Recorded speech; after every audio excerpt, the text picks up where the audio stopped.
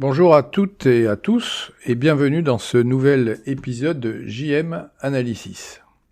Aujourd'hui, je vous propose une analyse personnelle, comme à l'habitude, de ce mouvement qui est annoncé pour le 10 septembre, que vous avez sûrement déjà connu et vous avez sûrement lu les annonces dans les journaux. Il s'agit d'un appel citoyen qui circule avec un slogan qui a l'air de faire fureur, et le slogan nous dit « Bloquons tout », un blocage universel. Et le but affiché, c'est bloquer le pays pour protester essentiellement contre le plan budgétaire 2026 qui était porté, et qui est toujours porté d'ailleurs, par le Premier ministre François Bayrou. Mais derrière cette apparente spontanéité, que révèle vraiment ce mouvement ? D'où vient-il ? Que revendique-t-il ? Et puis surtout, qu'est-ce qu'il nous dit, ce mouvement, de l'état de notre démocratie ?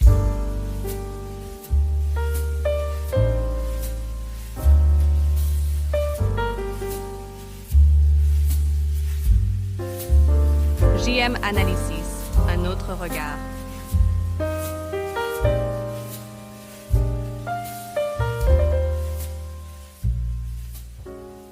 Bien, tout d'abord, la première chose que l'on peut constater, c'est qu'il y a un petit air de déjà-vu, n'est-ce pas, avec ce mouvement qui ressemble à ce qu'on appelait le mouvement des Gilets jaunes. Pourquoi y a-t-il ressemblance ? Parce que c'est un mouvement qui ne se revendique en quelque sorte d'aucun parti politique.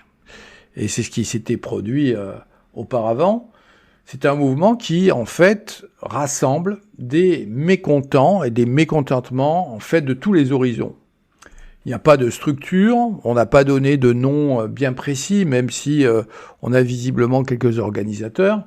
Il n'y a pas donc de structure centrale, il n'y a pas d'idéologie explicite dans les appels qu'on a pu lire. Et c'est surtout un mouvement qui n'est pas politique dans le sens où lorsque vous avez un mouvement de mécontentement politique, on a en France un appel à manifester. On met ses chaussures, ses Adidas, et on va marteler le pavé. En fait, c'est un mouvement qui incite non pas à manifester avec des banderoles et des mégaphones, mais c'est un mouvement qui incite à agir.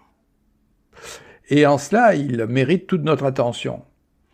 On n'est donc pas dans l'expression d'un point de vue politique, mais on est plutôt dans une volonté offensive, c'est-à-dire des boycotts. On parle, on le verra, de retrait massif d'argent. On parle également d'occupation de lieux symboliques, ou occupation symbolique de lieux, comme vous voulez, comme les mairies, comme les préfectures, et cela rappelle bien forcément les Gilets jaunes, c'est-à-dire l'épisode de 2018, si mes souvenirs sont bons.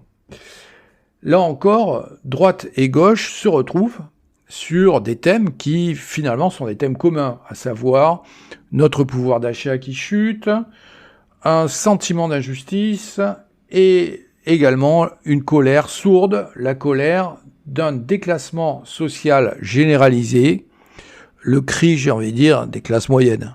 Voilà. Alors, la question qu'on peut se poser, c'est d'abord, analysons ce mouvement et les actions qui sont proposées. Quelles actions sont proposées le 10 septembre ? Alors, les actions proposées, il n'y en a pas 36, mais il y a quand même une liste qui renvoie à des mesures concrètes. Tout d'abord, ce qu'on nous demande, ce qu'on demande aux politiques, c'est de réinvestir massivement dans les services publics. Voilà une action qui est proposée aux politiques, aux gouvernants. On aurait déserté les services publics, il s'agit de réinvestir dans ces services publics. Deuxième chose, il s'agit de stopper les suppressions de postes. Bon, ça paraît un peu naïf, puisque c'est la logique du capital, vous la connaissez tous, la logique du capital, c'est que lorsque une entreprise se porte bien en bourse, eh bien on peut fermer énormément de postes, d'unités, c'est ce qui se produit souvent dans les industries de la tech. lorsqu'on voit que des industries se portent bien, ça peut toujours s'accompagner de licenciements massifs qui font plaisir, bien sûr, aux actionnaires, bien sûr. Il s'agit de maintenir tous les jours fériés, puisque le gouvernement Bayrou avait proposé la suppression de 2 jours, si mes souvenirs sont bons, et puis surtout des actions, je dirais, un peu plus osées de boycott. Il s'agit de boycotter les grandes marques. Alors, on a entendu parler de Carrefour, boycotter Amazon, boycotter Auchan. Pourquoi ? Parce que ces grandes marques sont accusées de profiter des baisses de cotisations tout en pressurant, bien sûr, les salariés. Et puis, autre action un peu western, dirais-je, c'est de retirer de l'argent des grandes banques qui sont dénoncées comme les complices d'une certaine caste sociale. Et donc, on a beaucoup d'appels à retirer de l'argent de façon massive pour ennuyer, je ne sais pas si ça va les ennuyer vraiment, les banques. Et enfin, des occupations pacifiques, dit-on, de lieux symboliques. Alors, pas mal d'ambition quand même dans ces actions. Ce sont des actions directes, mais est-ce bien réaliste ? Examinons un petit peu ce qui se trame derrière cet appel à l'action. Alors, ce qui frappe ici, c'est d'abord, je l'ai dit, des actions immédiates. Et en cela, les actions qui sont proposées, pour moi, ne sont pas synonymes d'action politique. Dans la facture la plus française qui soit, la plus hexagonale.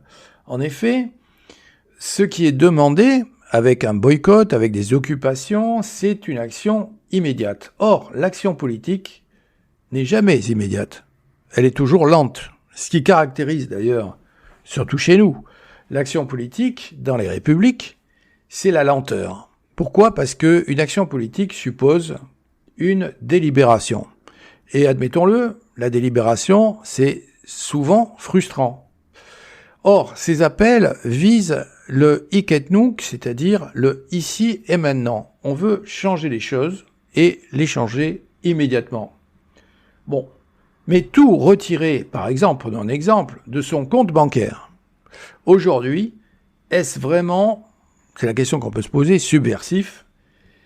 Surtout, excusez-moi de le rappeler, si l'argent que je retire aujourd'hui sera réinjecté demain. En effet, si je retire quand même beaucoup d'argent de mon compte et je vais m'acheter une baguette chez la boulangère, eh bien, je ne suis pas certain que la boulangère garde l'argent en liquide. Il est tout à fait possible qu'elle le remette ou le réinjecte dans le circuit des banques.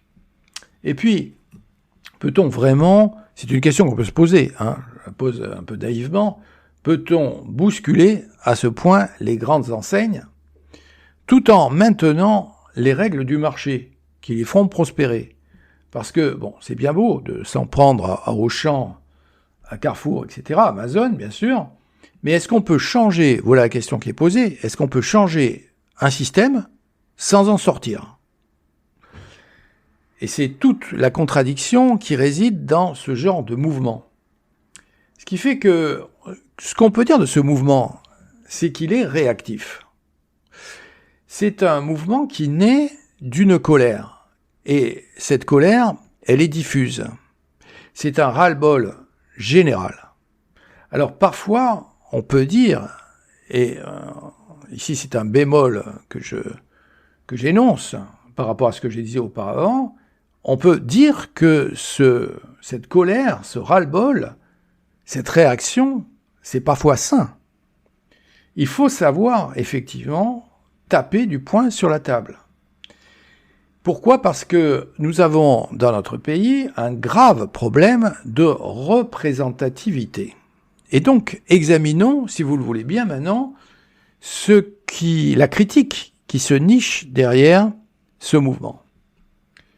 En fait, ce mouvement ne vise pas, attention, uniquement François Bayrou et ce qu'on appelle, dans le langage journalistique, les mesures d'austérité.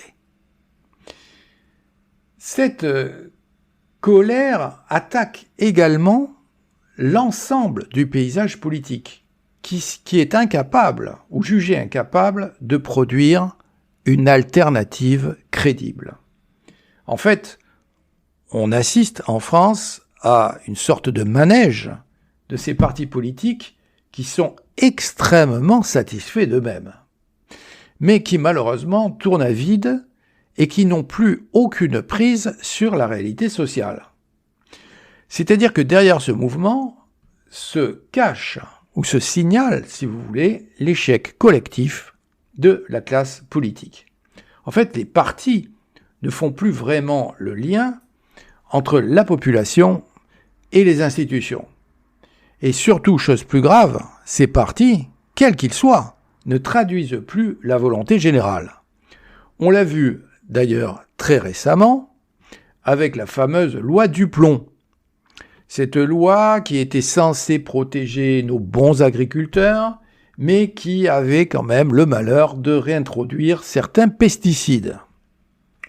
Malgré plus de 2 millions de signatures, je répète, 2 millions de signatures citoyennes, il n'y a à l'heure actuelle aucune remise en cause réelle de cette loi. Nous avons donc affaire à une démocratie de papier qui consulte, c'est vrai, mais qui ne tient pas compte de la volonté générale. Ce qui est d'ailleurs non seulement une faute, mais un crime politique dans un contexte qu'on appelle républicain. Ce qui fait que, je dirais que s'il y a une lecture à faire en attendant le 10 septembre, c'est la lecture de Rousseau. En effet, Jean-Jacques nous rappelait, très justement d'ailleurs, il nous rappelait ce que nous sommes, ce que nous étions, ce que nous sommes et ce que nous serons, à savoir des citoyens. Or, Rousseau nous dit, le citoyen n'est pas un sujet. Voilà, c'est tout simplement le leitmotiv de Jean-Jacques Rousseau. Nous ne sommes pas des sujets, nous sommes des citoyens parce que le sujet est passif. Nous sommes des citoyens, et qu'est-ce que ça veut dire citoyen dans le langage de Rousseau ? Ça veut dire que nous sommes tout simplement des parties ou des parts de la souveraineté. Ce qui fait que, rappelons à nos politiques de droite et de gauche, que dans démocratie, il n'y a pas ENA, il n'y a pas Sciences Po, mais il y a peuple. Or, ce 10 septembre, justement, qu'est-ce qu'il représente ? Nous ne sommes pas visiblement devant une révolution, mais en tout cas, nous sommes devant un rappel que l'on peut juger salutaire, à savoir que si la voix du peuple n'est plus entendue, elle se fera entendre autrement et parfois violemment. En conclusion, ce qu'on peut dire, c'est que bien sûr que ce mouvement a ses naïvetés, mais il pose quand même une question légitime. À quoi sert la démocratie si elle se transforme en un système qui n'est plus à l'écoute du peuple? Alors peut-être que le 10 septembre ne changera pas le monde, mais il aura le mérite de remettre sur la table la question essentielle: à qui appartient la souveraineté? N'oubliez pas, chers auditeurs, de liker et de vous abonner. JM Analysis est une chaîne de culture générale et a besoin de vous pour progresser et exister.